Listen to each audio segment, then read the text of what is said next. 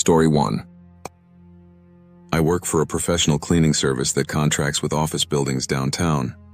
Most nights, the job is boring.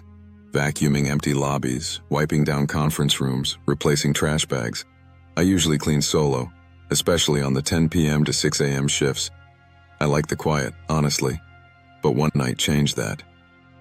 The building was a mid-rise tech office. 6 floors. I was assigned floors 4 to 6. As always, I started on the top and worked my way down. Around 1 a.m., I was on the 6th floor, cleaning a small kitchen area near the elevators when I noticed something odd. The elevator dinged. That shouldn't have happened. No one else was assigned to this building that night. I peeked around the corner. The elevator doors opened slowly, and no one came out. I stood there for a second, waiting, broom in hand. But nothing happened. I walked over, pressed the close button, and shrugged it off. Maybe it was a glitch. 15 minutes later, while mopping the hallway, I heard a soft sound.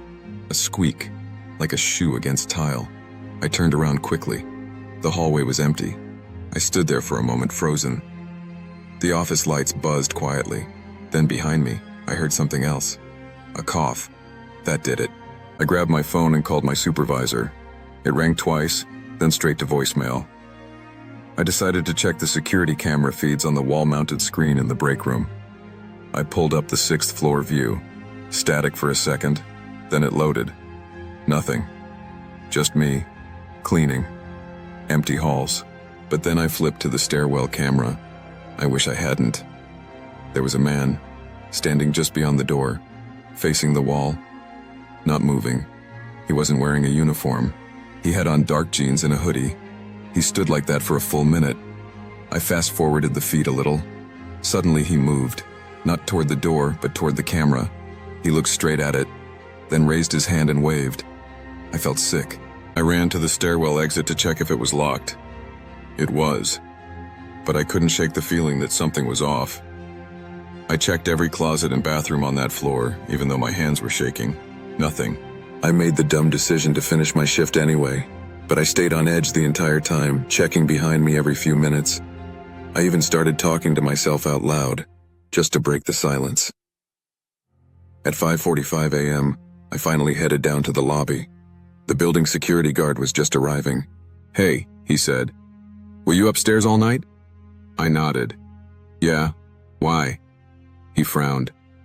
"Someone buzzed the front desk at 3:30 a.m., said they were a janitor and left their key card. I didn't let them in." I showed him my card, the real one. We checked the logs. No name, no ID, just someone claiming to be me. Story 2. I work at a 24-hour gas station in a small town. Late-night shifts are usually dead. A couple of truckers, some drunk college kids, and the occasional raccoon that triggers the automatic doors. Nothing exciting. But one night, around 2:45 a.m., a man walked in that gave me chills the second I saw him. He was tall, thin, and completely silent. He wore a black hoodie with the hood up and kept his head down as he moved through the aisles. I greeted him, but he didn't say a word. Just wandered slowly, aisle to aisle.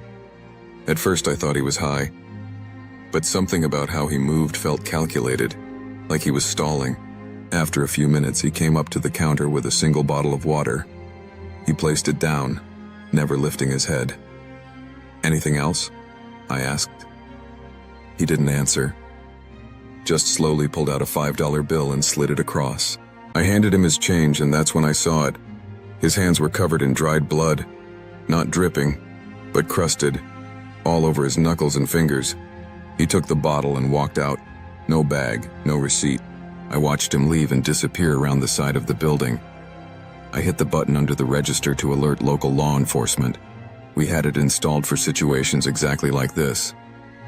15 minutes later, a deputy showed up.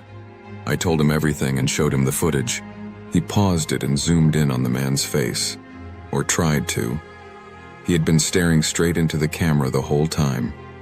But somehow, his hoodie cast a deep shadow that made it impossible to see his features. The deputy sighed. "We'll drive around, but honestly, this might be nothing." Then he got a call on his radio. There had been a break-in 2 blocks away. A woman had been attacked in her home. She survived, barely, The intruder? Described as tall, thin, hoodie, gloves. I never saw the guy again, but every night after that I kept a bat behind the counter, just in case. Story 3. I used to deliver for a third-party courier app, groceries, electronics, you name it. One night, I got a delivery request around 11:15 p.m. The order was weird. 2 large jugs of distilled water, a box of latex gloves, and a roll of duct tape. I didn't think much of it at first. People buy weirder stuff. The delivery address was in an industrial part of the city. Warehouses, auto shops, mostly abandoned at night. I arrived at a building that looked like a converted garage.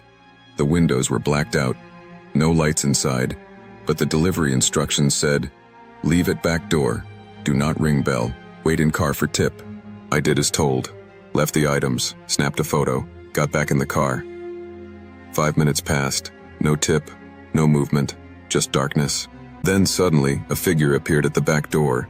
He opened it slowly, crouched down to pick up the items, and then turned to face my car.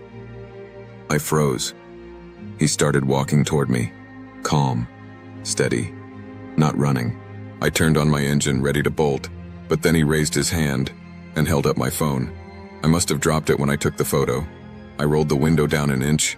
"You dropped this," he said. His voice was weirdly calm, no emotion. "Thanks," I replied, reaching for it without fully opening the window.